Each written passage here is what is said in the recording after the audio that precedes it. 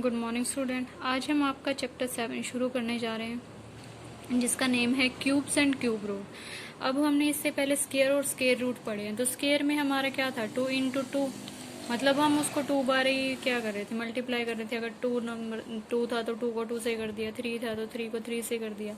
अब क्यूब का मीनिंग क्या होता है कि क्यूब में हम क्या करेंगे 3 टाइम करेंगे। यहाँ पे 2 टाइम किया था तो अब क्या करेंगे 3 टाइम। तो अगर हम 2 की ही बात करें तो 2 की क्यूब क्या आएगी 2 2 ज़ा 4, 4 2 ज़ा 8, तो इसकी क्यूब क्या आ जाएगी 8 आ जाएगी। ऐसे ही अगर 3 की बात करें तो इसको 3 टाइम करेंगे, 3 3 ज़ा 9, 9 3 ज़ा 27, तो ये क्या आ गया 27। तो ये इसके क्या होगी क्यूब। क्यूब का मीनिंग क्या होगा, उसको 3 टाइम हम करेंगे। ऐसे ही क्यूब रूट। अब स्क्वायर रूट के लिए हमारा साइन क्या था, ये था। जब बात आती है क्यूब की, यहाँ पे स्क्वायर का मीनिंग तो ऑब्वियस था कि यहाँ पे उसमें 2 होता है और यहाँ इसमें क्या होगा 3, इसमें यहाँ पे क्या आ जाएगा 3 आ जाएगा। ये हमारा साइन होता है क्यूब रूट का। तो अब देखते हैं ऐसे ही नंबर्स के।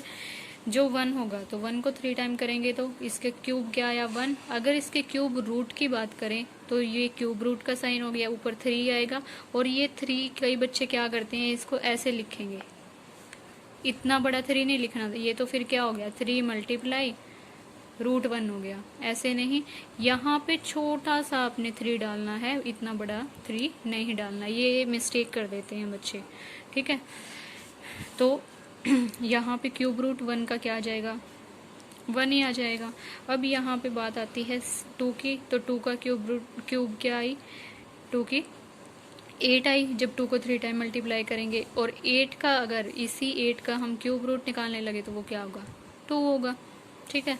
तो ऐसे ही आगे अगर हम बात करते हैं 3 की तो वो क्या आएगा 27, और 27 के अगर क्यूब रूट की बात करें वो दोबारा क्या आ जाएगा 3 आ जाएगा। क्योंकि इसके हम अगर प्राइम फैक्टर बनाते हैं क्यूब रूट के लिए हम क्या करते हैं प्राइम फैक्टर करते हैं। अगर हम 27 के प्राइम फैक्टर करें तो 3 3 ज़ा 3 9 ज़ा 27, 3 3 ज़ा 9, तो 3 3 के 3 पेयर बने ना, इसमें 3 3 का पेयर बनेगा। 3 का तो एक ही पेयर बना 3, तो इसका क्यूब रूट क्या आ गया 3। ऐसे क्यूब रूट निकलता है, ठीक है। तो 27 का क्यूब रूट क्या हो गया 3। ये आपको लर्न होने चाहिए 1 to 20, वो आपको मैं इसमें करवा रही हूँ, आपने वो लर्न भी करने हैं। तो आगे 4 का क्या होगा, जब 4 को 3 टाइम करेंगे तो 64 आ जाएगा, और 64 का क्यूब रूट क्या होगा 4 होगा। ऐसे ही 5 का क्या आ जाएगा 125, और 125 का क्यूब रूट करते हैं तो वो क्या आ जाएगा 5 आ जाएगा। ऐसे ही अगर 6 की क्यूब करें तो हम क्या आएगा 216 आएगा, और 216 का क्यूब रूट निकालें तो वो क्या आएगा 6 आएगा। ऐसे ही जब हम 7 को करेंगे तो वो क्या आएगा 343, और ये क्या आ जाएगा 7।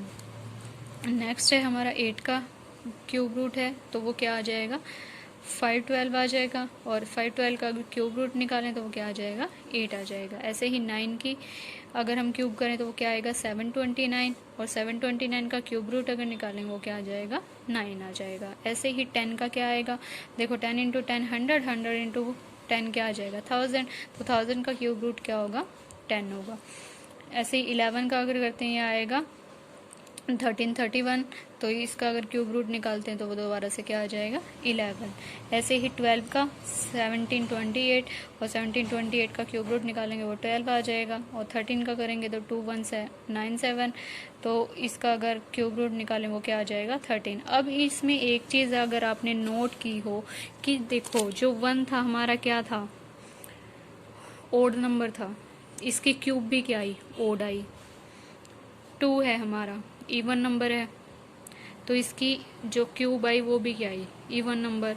3 था ओड था हमारा, 3 ओड था तो इसकी क्यूब भी क्या आई 27, ओड नंबर है ये भी ओड आया। मतलब अगर नंबर ओड है तो उसकी क्यूब भी क्या आएगी ओड नंबर में आएगी। अगर नंबर क्या है इवन है तो उसकी क्यूब भी क्या आएगी इवन आएगी। ये चीज़ आपने ध्यान रखनी है, जब हम एक्सरसाइज करेंगे तो वहाँ पे ये चीज़ हमारे काम आएगी। और एक चीज़ का और आपने ध्यान रखना है कि जब हम 10 की क्यूब कर रहे हैं या फिर किसी भी डिजिट के पीछे जहाँ पे 0 होगी, अगर ऐसे नंबर की हम क्यूब रूट निकाल रहे हैं तो उसके पीछे हमेशा 3 0 होंगी, ठीक है। उसके पीछे क्या होंगी 3 0, तो वो परफेक्ट क्यूब बनेगी। अगर 2 0 कहीं पे आ रही है, सपोज करो हमारे पास 100 है तो ये एक परफेक्ट क्यूब नहीं है, क्योंकि परफेक्ट क्यूब की बात करें तो इसमें क्या आ रही है हमारी 3 0 आ रही हैं। ऐसे ही अगर 80 है हमारे पास, 8 का ही अगर क्यूब की बात करें हम, 8 8 सा क्या होता है 64, आगे ये क्या है 0 है, तो ये 0 कितनी आएंगी 3, और अगर ये 0 2 होती तो एक परफेक्ट क्यूब नहीं होता। तो हमेशा याद रखना है कि जब जीरोज आएंगी तो वो कितनी 0 होंगी, 3 0 होंगी पीछे। अगर यहाँ पे एक 0 है तो, अगर 2 0 हैं तो वही अमाउंट इसका बढ़ जाएगा, तो 6 0 हो जाएंगी।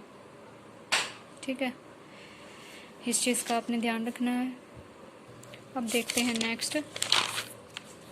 नेक्स्ट जो नंबर है हमारा 14। 14 का क्यूब क्या आ जाएगा 2744, और क्यूब रूट वही इसका 2744 का क्यूब रूट 14। ऐसे ही 15 का ये आ जाएगा 3375, 16 का 4096, वो 16 आ गया, 17 का 4913, इसका दोबारा 17 आ जाएगा क्यूब रूट। ऐसे ही 18 का होगा, ऐसे ही 19 का, और ऐसे ही 20 का। अब देखो भाई वहाँ पे 10 के पीछे क्या था, 10 का निकाल रहे थे हम 1000 आ रहा था, अब 20 का निकाला तो वो क्या आ गया 8000 आ गया, तो आई ना इसके पीछे भी 3 0।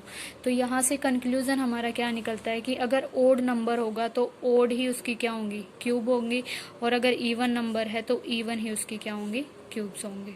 ठीक है, अगर क्यूब निकालते हैं हम उसका वो भी इवन नंबर ही होगा। तो ये चीज़ें आपने लर्न करनी है। 20 तक क्यूब और क्यूब रूट दोनों आपको लर्न होनी चाहिए कि अगर हमारे पास 20 है, 20 का क्यूब निकालना हो तो वो 8000 है।